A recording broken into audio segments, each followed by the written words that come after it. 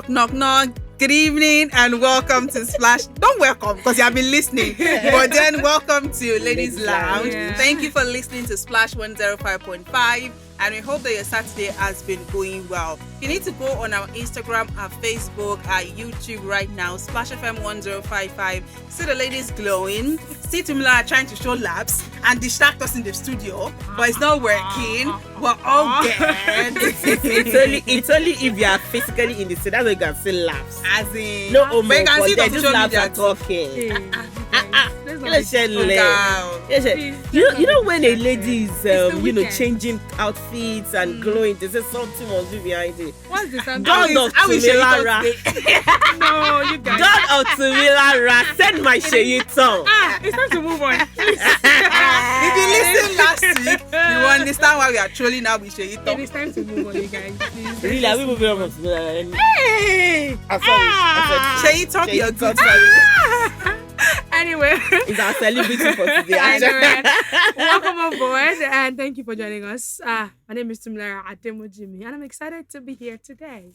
And speaking right after Sheyiton is God, Ibukonluwa Olaguji, but you can call me Omajuwa. My name is Tumina. Right in the middle of Tumilara Sheyiton.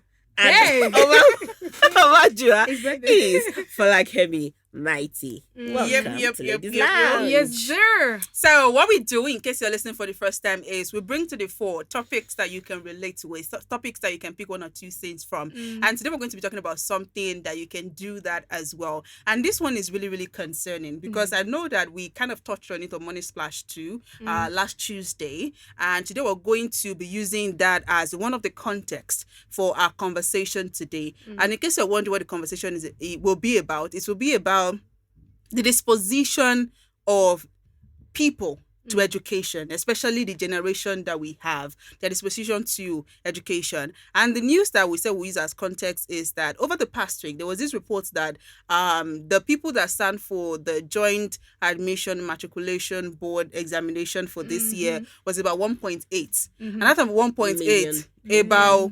1.4 million scored below 200. And that was really, really concerning that what is happening? Why will about 76, if not more, students actually, score lesser than 200? 6%. Score lesser than 200. And we say, you know what, let's come talk about this generation and education. And I would like for us to actually start the conversation this way. Would you say that the perception of education is still the way it used to be? Well, to answer that question, I doubt it because, while we were talking before we came on air, we talked about how that people say things like, you go to school for 4 years, sometimes tri-coms, you study for about 6 years. And sometimes after you extend it. And then at the end of the day, you're going to go and have to learn from someone who never stepped foot in a school.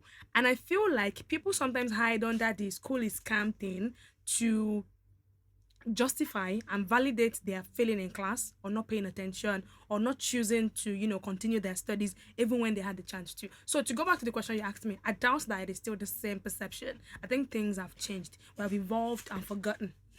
Well, maybe I wouldn't say not forgotten, but the truth is our value system has completely changed. And then we don't even value hard work. We do not value education. Everybody is believing in money. Forgetting that the focus is not actually money, And then... Are we saying the focus is really not about money? Because they say that money stops nonsense. Even when you talk about certain things, they tell you that once money comes in, it makes it better. In a country where we have... I don't want to mention any reality TV show, but that one that is already in your mind is the one I'm talking about. It's giving millions of naira as the grand prize for a winner that can stay in the house for a couple of months. And you see a first-class graduate who has gone to university for a couple of years, and the person gets 100 of thousands, 60K, you know, 50K, 30K. as grand prize. That's even if the person get job. I'm talking about grand prize. That even if you want to celebrate, which is usually rare. Yes, I mean, I was surprised. There was one I saw was 50K. I think I saw one that was maybe 15,000. 3,500. Do you Yes, get? I think and they brought the big check, the giant check board. And then I think I saw 13,500 or You know why? 15,000. Not to get distracted from what we're saying, but I must say this. Do you know why they're not reviewing these policies? I'm sure that this was maybe in the 80s, 3,000 naira in the 80s. You understand? Or let's say in the yes, and then nobody's sitting to review the value of this money. You understand? So they go like, even if there was a first class student, they would just say 3-5. No, you know that kind of thing. But So people are not paying attention, and on education. To actually add to what you've said, I think it goes back to the fact that education is no longer valued. Or let me not assert that. Let me say education is not as valued as it used to be back in the day. So it plays out here. It also plays out how that you see that some persons also are able to pay their way through school. You know how that you don't want to go to class, you don't want to do anything, but go and meet this person, give him this amount of money. It's going to give you an A. If he knows you cannot score an A, it's going to give you a B or give you a C. But it seems to be one of the things that are happening and seems quite easy to do. So because of that, people always want to go and make money and then use the money to now pay their way through what they want to do. So I feel like in a way the value system. That's even another angle also. But the fact that nobody's even pay, some people do not even want, they don't even want to go to school because they believe that there's no point. What am I going to look for in school? You know, a lot of people believe that fraud, internet internet, say it directly, knock it on the head. Okay, so internet fraud. I was even going to say that an average person can just carry an Android or an iOS. Is that what it's called? Yeah. And then just say that, I want to say this and this and this. I want to open my vest and carry this, and of course people will follow me. And that's it. So what am I doing in the university? Okay. You understand? Even secondary school students want to be influencers. But when you just took us to, right?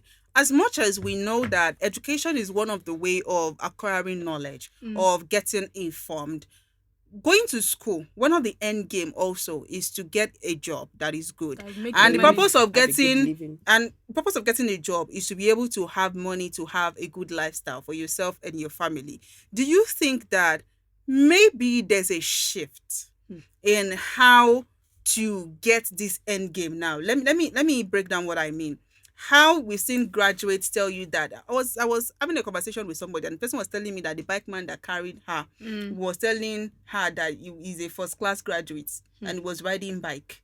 I'm not trying to degrade the job now, but I'm saying that knowing that you go to school, you go through these years, at the end of the day, you don't get a job that can conveniently cater for you and your family. And you know that maybe, if I don't go through the formal education system, maybe I go learn programming without going to the formal world of the certification. Or I'm an influencer on social media. I am just not going through the formal education system. I'm even able to earn more than people that go through the formal system. Do you think that in itself is a contributory factor why some people would say that I beg.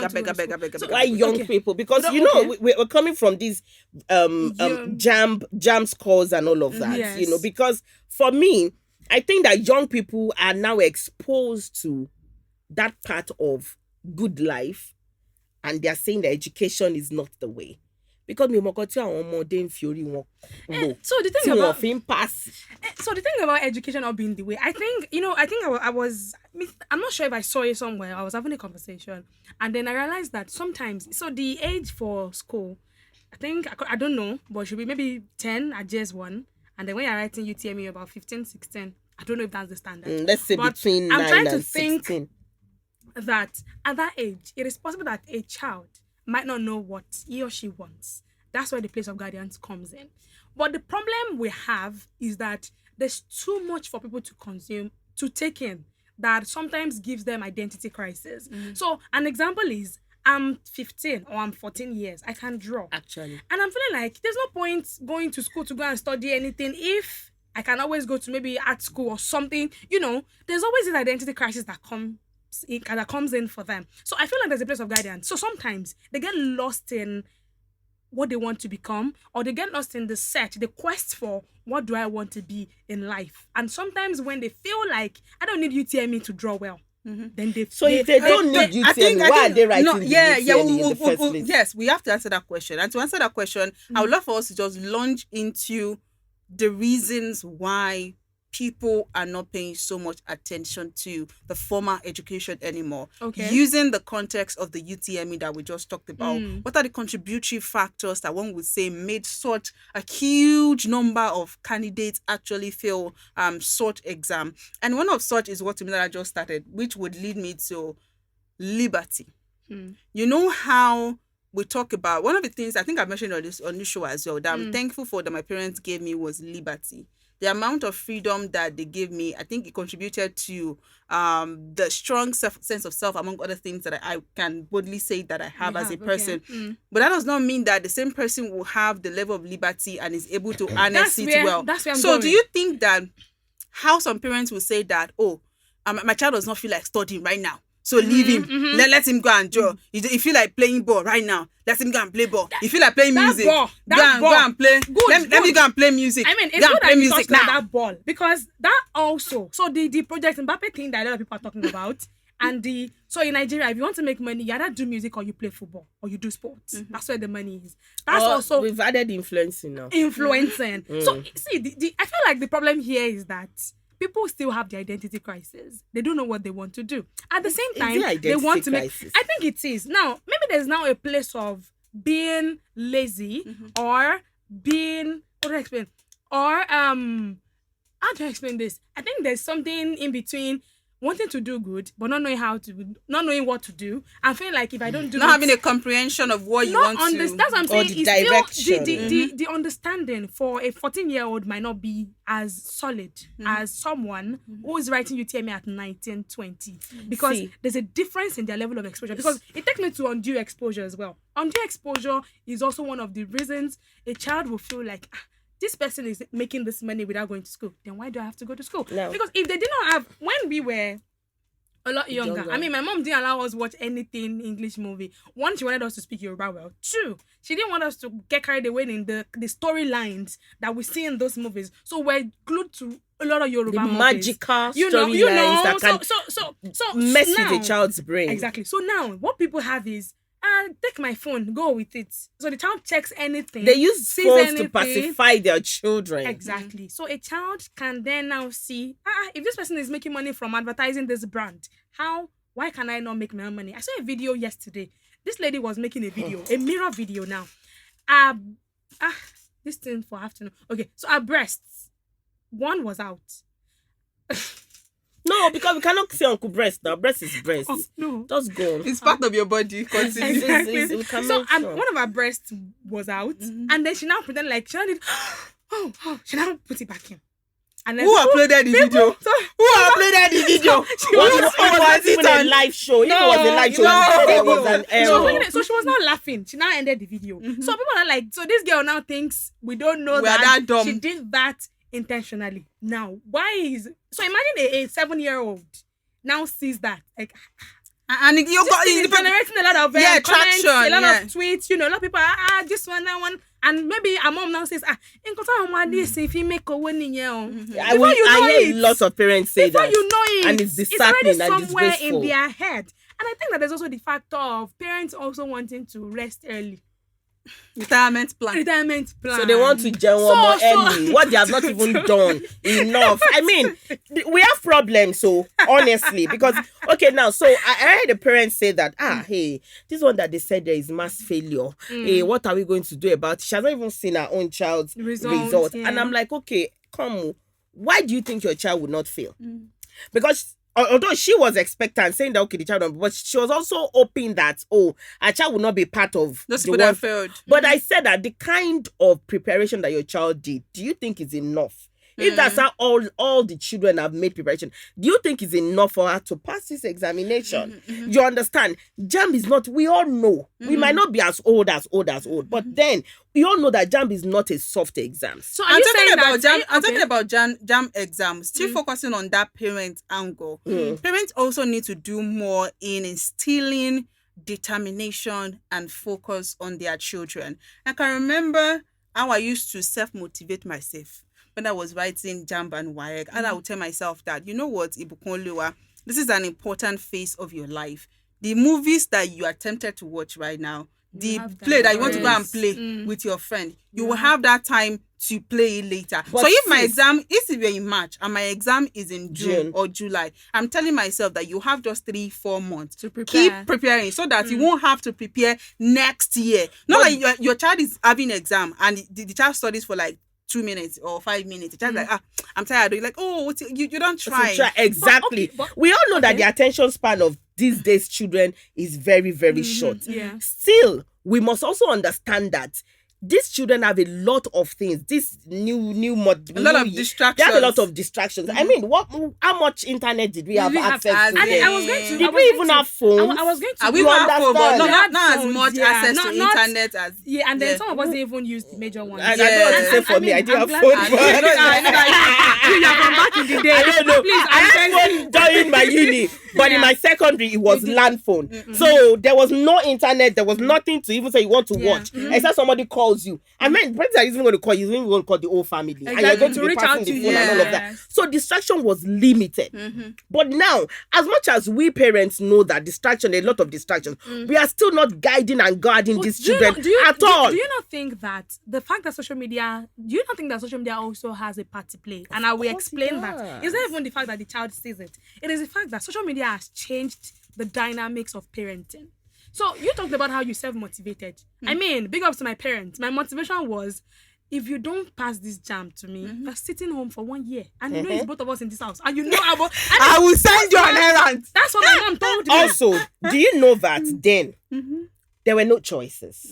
There were few universities. Exactly. There were few universities. No, and there were fewer. There was plenty of universities. Well, there were fewer universities. You go to one or and there were fewer private universities. Yeah. You understand? Very, very few. But now, you know that if this university does not admit you... So you're saying that proliferation of institutions is also contributing... Has affected so much. Some institution has already dropped the standard. Exactly. There used to be... There used to be the standard that 200. you have to work hard, 200k. When there is UI will tell you that... UI will tell you that apart from your number of jam, you must have your what's they call WAEC now? Your O-level results. Yeah. The scores that you have has number of units that they will calculate that you must meet up to. So there's a standard that you know that you have to meet if you want to go to reputable institutions. But now we have Ajale Koko, private university. That will take university that will take anything. There's a place of that. But where I'm coming from is the fact that social media has actually changed the dynamics of parenting. How that, my mom then said to me, if you fail this UTME, you're sitting at home for 1 year. So even when I saw my post-UTME results and I had 5 marks less than my sister had, and my sister wrote it 3 years before me, immediately I saw it, I started crying. Don't worry, I passed it. It was 200 and I think 40 something, but it was 5 marks lower than what my sister had, and I was crying because I knew that. No, you're supposed to raise the bar. You're not supposed to drop the bar. You're supposed to be and better. I was, but you know that nowadays, if a parent says that to their child, the child is coming on social. I mean, we saw the story of this girl who needed a phone, and her parents told her, "Oh, you're a disgrace or something," and then she came online before somebody got her a phone, and you know how that panned out. So now the dynamics of parenting has changed to the fact that sometimes when a parent wants to say something, she's scared of her. Talking about that, a child that will do that, for me, it comes back to the parenting style, and it comes back to how a lot of children are giving birth to children. And when I say children are giving birth to children, I'm not talking about age. You can dagba. Yes, but I'm talking about how some people themselves were not brought up well. So people themselves, and sometimes they say that you may not have people to bring you up, which is okay. May not even be your fault. Maybe, God forbid, you had bad incidents, you lost your parent or whatever. But there's some people that have not to themselves be. And then they now went to be. You guess that's not what I just said. There's some people that have not contributed. There's a bit of rebirth. Do you get? So if you cannot reborn yourself, if you are not contributing to your own growth as a person, how do you then nurture a child in a direction that a child should go? Because those kind of people, you see them jumping on every trend. You see them saying, "Oh, my friend is doing this to your daughter," forgetting that there is individual differences when it comes to children. Yes. You have to be able to look up your child and understand, oh, this is the best way to handle this situation when it comes to my child. Time, yes. And honestly, to actually agree with what you're saying, which still takes me back to social media. I think apart from parents instilling, I think you said thoughtfulness and you said something about focus and determination. Yeah. There's also a place of parents also instilling the right mindset in their children. Now we talk a lot about how that Nigeria is this, Nigeria is that. And before you know it, see, children listen, especially to their parents. We talk about how charity begins at home, yeah? There's some things that our parents have said about a person that before you even had a personal encounter with that person, you already had this a preconceived notion. You already there's the prejudice is already there for you. So before you even go in, you know. So before you know it, even the child is saying, hey, my mom, you know, maybe the parents even said, don't worry, just go and write it. You will travel out next year. Exactly. Or something. Because it's the mindset. If parents and upcoming parents do not sit up, we are in a messed world already, and it will just get messier. You understand? Because even raising kids these days is scary for me. You know, you say some things and then another or a co-parent is saying that you should have left and one more time being seen. That's how, you know, and all of that. And you are like, excuse me. Are we normal? You understand? And you know, talking about more contributory factors for me. Another one will be the kind of teachers that are being recruited in the schools that we have. And it will take me to, there's a need to pay attention to the kind of school that you take your children to. You know how these days people now do competition with the most popular school, the most expensive school, the most fashionable school. You are seeing my child is preparing them with pictures. There's a need to pay attention to that as well. How do they instill knowledge in those children? And there's, like we started with, there's an end goal with institutions. For instance, secondary school, you know that the end goal of them coming to secondary school is to, number one, acquire knowledge. Number two, be able to pass their O-level and their UTME so that they can have access to that next stage, which is the higher institution in Nigeria.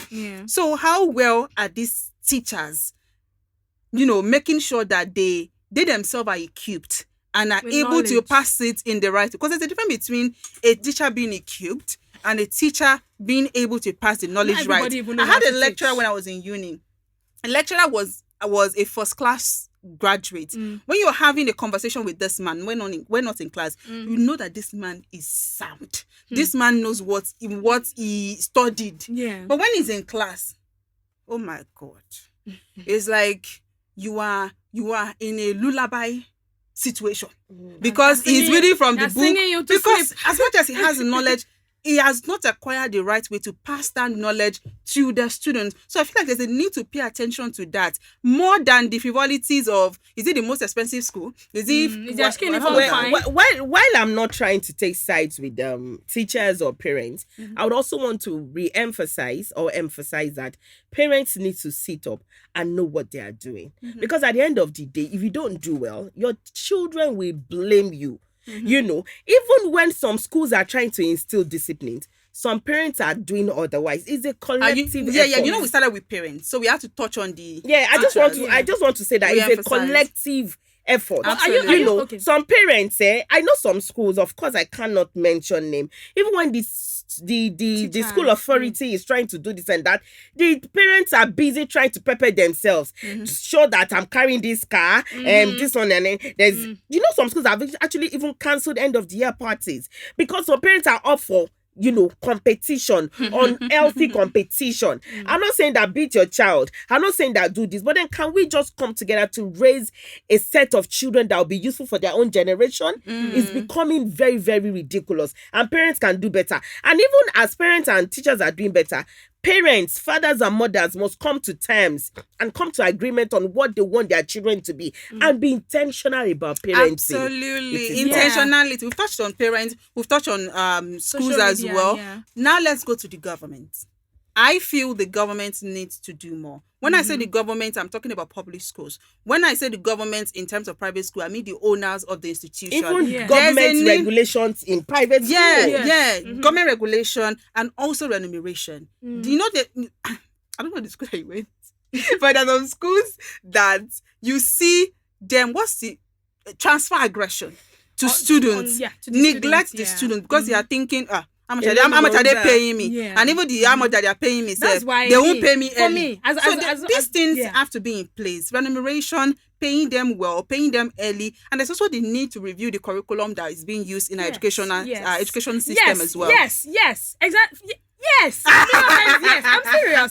Because it takes me back to the example I made before. How that if a child knows how to draw, why do you want them to go and do engineering? Because it goes back to parents, but it also goes back to the curriculum that is available. Because sometimes these children don't even know what they want to do. What was relevant in 1960 or whenever the curriculum was made is not what is relevant right now. The Nigerian educational system needs to do more, actually. Absolutely. Because these days, like we said, a lot of distractions. So we want to reorientate these children and, just drive them back to what they want to be. If a child is trying to act, let them focus from GSS1 on art subject. What are they doing with physics? We all know, you and I know that the physics that we learned, what did we use it for? Uncle Minister, Uncle Commissioner, and those ones are the top. Yeah. Let us review these things. Perhaps you're listening and we're sure they should put the same effort. Put the same energy you're putting in mathematics, in And drawing. so, exactly. Don't try to discriminate. More anything. I think draw. Drawing, yeah. That's so why it's a collective effort. But if you're a teenager and you are writing jam or you wrote jam, ask yourself, that score that I got, was it really my score? And you know that is your score. You know that you didn't prepare well. You know very much that those times you are doing TikToking and twerking and do all of those. That's not what you're supposed to do. Prioritize. As long as we know that jam is the way to institutions these days, then you have to sit up. You still have the chance to do well and be better. Those 400,000 that passed, they don't have to end. So like your mom just told you, you better sit up so that you can be useful for yourself. Sit tight, have the right mindset, buckle down. Because if you have to do it again, don't worry, you can do it. I can't leave this show without saying that. I can't leave this show without saying that. If you're listening right now, you write that exams, you feel like I did my best. I gave in everything and I still didn't meet up. I can tell you that you can give more and you can Maybe make it. you have what it takes. Don't give up on yourself. Yes. Keep trying. If you need help, reach out for help. Absolutely. Get more training. Ask questions. It's okay for you not to know now and ask questions and for you to be laughed at than for you to just keep quiet and just keep failing. And I think I should also live with this one. Parents should not force their children. If a child feels like she's not ready to take exams, don't bring a 13-year-old to write UTME because SS2, let him jump. SS1, let him go. Oh no, you want to like my father that wanted me to be a medical doctor. Please do not force them to do whatever they do not want to be.